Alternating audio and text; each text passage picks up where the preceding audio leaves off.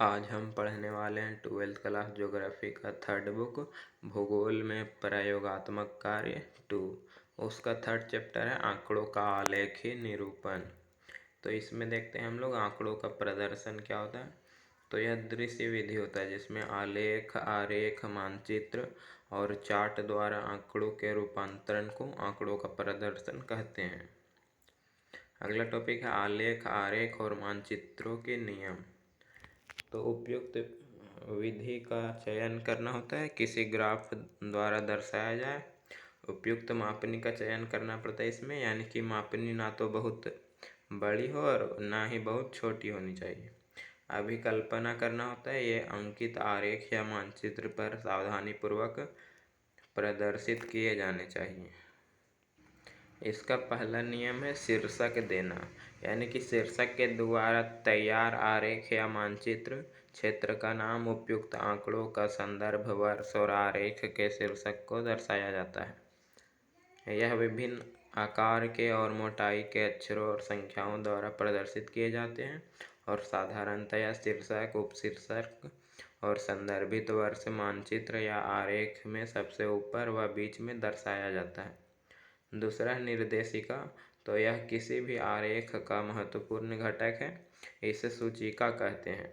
यह मानचित्र और चित्र में उपयोग किए गए रंगों, छाया, प्रतीकों और चित्रों की व्याख्या करता है।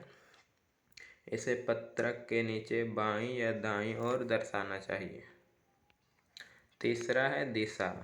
तो दिशा प्रतीक जो होता है वह अंतिम मानचित्र पर ऊपर दिशा के प्रतीक को निर्दिष्ट स्थान में अंकित करना चाहिए। फिर अगला है आलेख और आरेख में अंतर। तो आलेख देखते हैं तो आंकड़ों को दर्शाने के लिए ग्राफ पेपर की आवश्यकता होती है आलेख में, और आरेख जो होता है वह आंकड़ों को सादा कागज पर भी दर्शाया जा सकता है। आलेख जो होता है वह माध्यमाधिका व आवृत्ति वितरण को दर्शाया जाता है, जबकि आरेख में जो है इसे मापने की आवश्यकता नहीं होती है। आलेख में इसे सामान्यतः बिंदु व रेखाओं द्वारा प्रदर्शित किया जाता है, लेकिन आरेख जो होता है इसे स्तंभ द्वारा प्रदर्शित किया जा सकता है और यह आलेख की अपेक्षा अधिक आकर्षक होता है। अगला टॉपिक है आरेख। तो आंकड़े मापने योग्य विशेषताओं जैसे लंबाई, चौड़ाई तथा मात्रा से युक्त होते हैं और इन्हें प्रदर्शित करने के लिए आरेख और मानचित्र की आवश्यकता होती है। अगला टॉपिक है आयाम के आधार पर आरेख।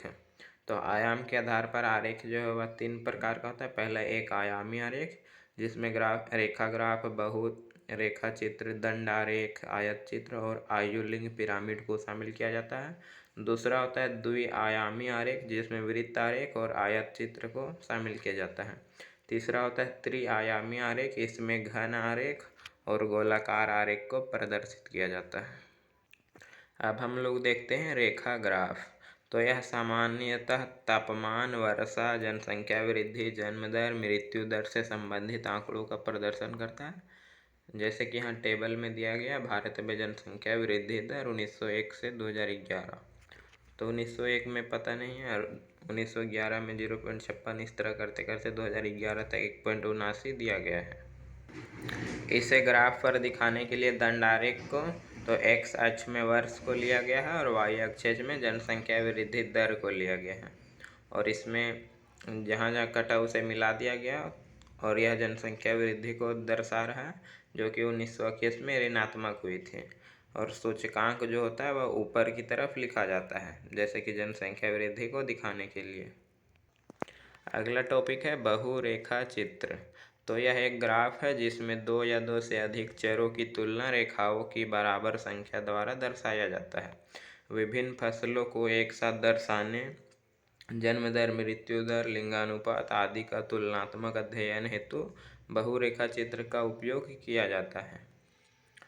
तो यहाँ पे एक डाटा दिया गया है, चुने हुए राज्यों का लिंगानुपात प्रति 1000 पुरुषों पर स्त्रियों की संख्या, जो 1961 से 2011 तक दिया गया है। इसमें 3 राज्य का दिया गया है, दिल्ली, हरियाणा और उत्तर प्रदेश।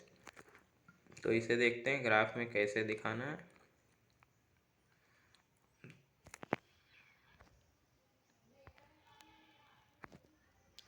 तो इस ग्राफ में देख सकते हैं एक्स अक्ष में वर्ष को लिया गया, वाई अक्ष में लिंग अनुपात और तीनों राज्य का इंडेक्स में ऊपर दिखाया गया किस तरह का बना है। सो सभी को अलग अलग कलर से दिखाना है ताकि पता चल सके।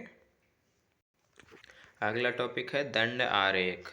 तो बराबर चौड़ाई के कॉलम द्वारा खींचा जाता है इसे, और इसे स्तंभ आरेख भी कहा जाता है, दंड आरेख को।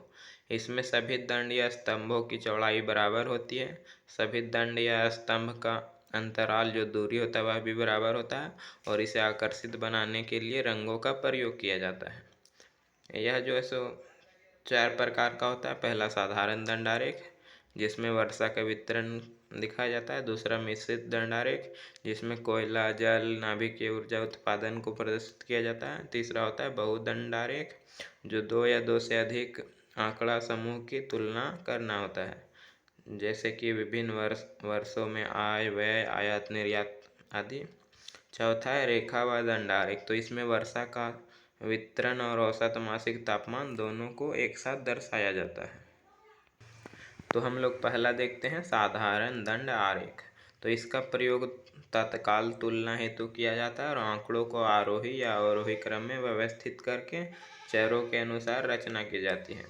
इसमें टेबल दिया गया है तिरुवनंतपुरम की औसत मासिक वर्षा, जो महीना और वर्ष दिया गया है, किस वर्ष में कितना हुआ और वर्षा कितना हुआ और किस माह में कितना हुआ। तो इसमें भी माह को रखना है एक्स अक्ष में और वर्षा को वाई अक्ष में, और सूचकांक से प्रदर्शित कर देना है।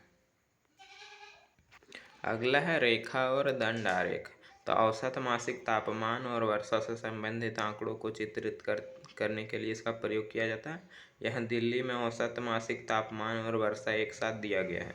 माह दिया गया जनवरी, फरवरी, मार्च से दिसंबर तक, और तापमान और वर्षा सेंटीमीटर में दिया गया है। तो इसे टेबल में दिखाते हैं हम लोग। तो इसे टेबल में दिखाने के लिए माह को एक्स अक्ष में रखा जाता है और वर्षा को वाई अक्ष में और तापमान को भी वाई अक्ष में। तो इसमें 2 ठो वाई अक्ष बनाया जाता है, और वर्षा को जो दिखाया गया है वह दिखाया गया है स्तंभ द्वारा, और जो तापमान है उसे रेखा चित्र द्वारा दिखाया गया है, प्रदर्शित किया गया। रेड रेड जो डॉट दिख रहा है वह है वर्षा का, तापमान का, और जो स्तंभ कॉलम दिख रहा है वह है तापमान का, वर्षा का।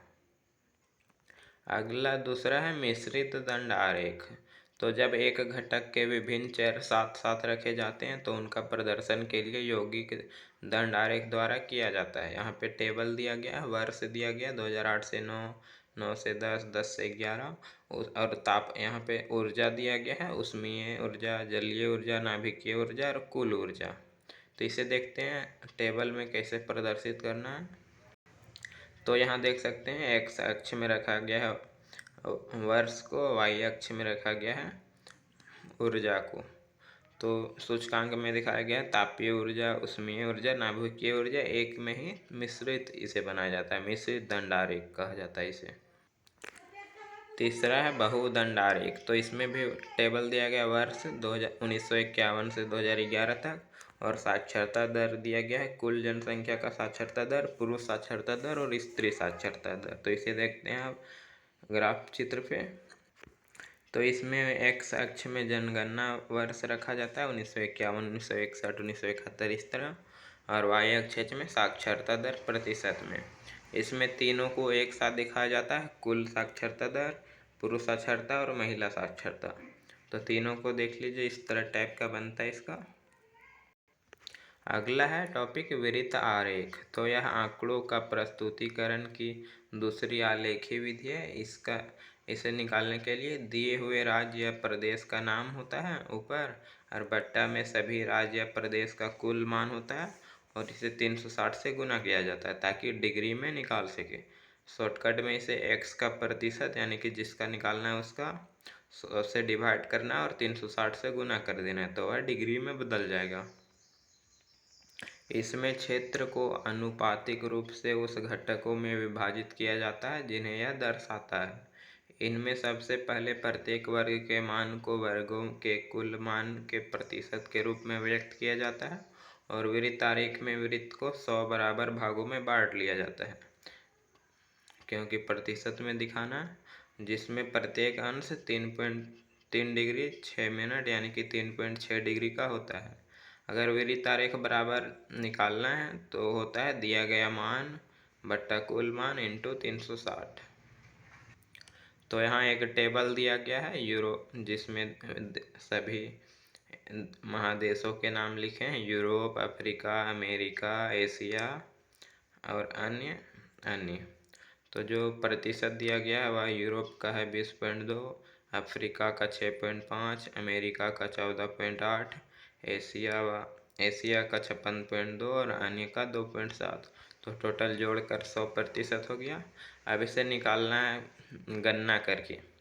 तो गणना करने के लिए वही 20.2 को निकालना है तो इसे 3.6 से गुना करना पड़ेगा। तो यह 72.72 डिग्री आएगा यानी कि 73 डिग्री। इसी तरह 6.5 को 3.6 से गुना करने के बाद 27 डिग्री आएगा। 14.8 को 3.6 से करने पर 53 डिग्री आएगा और 56.2 को 3.6 से करने पर 2.32 आएगा और 2.3 को 3.6 से गुना करने पर 8.28 आएगा, जिससे कि राउंड फिगर में 8 लिख सकते हैं। इस तरह यह 360 डिग्री हो गया। अब इसे देखते हैं हम लोग वृत्त चार्ट में बिठाकर। तो ये इसका वृत्त चार्ट बना है जिसमें कि सूचकांक में दिया गया है। यूरोप का अलग टाइप का रंग करना है, अफ्रीका का ब्लैक है, अमेरिका का ब्लू है, एशिया का पेल्सिन कलर है और अन्य का रेड कलर है। तो इस तरह इसे दिखा देना है। अगला टॉपिक है प्रवाह संचित्र। तो आलेख और मानचित्र का मिश्रण होता है प्रवाह संचित्र। इसे गतिक मानचित्र भी कहा जाता है। इन मानचित्रों के माध्यम से गति से संबंधित आंकड़ों का निरूपण किया जाता है। जैसे यातायात प्रवाह गति को दर्शाने के लिए इन मानचित्रों का प्रयोग किया जाता है। रिबंड एक होता है यानी कि मोटे परिवहन मार्गों को रिबंड कहा जाता है। अगला टॉपिक है थीमेटिक मानचित्र।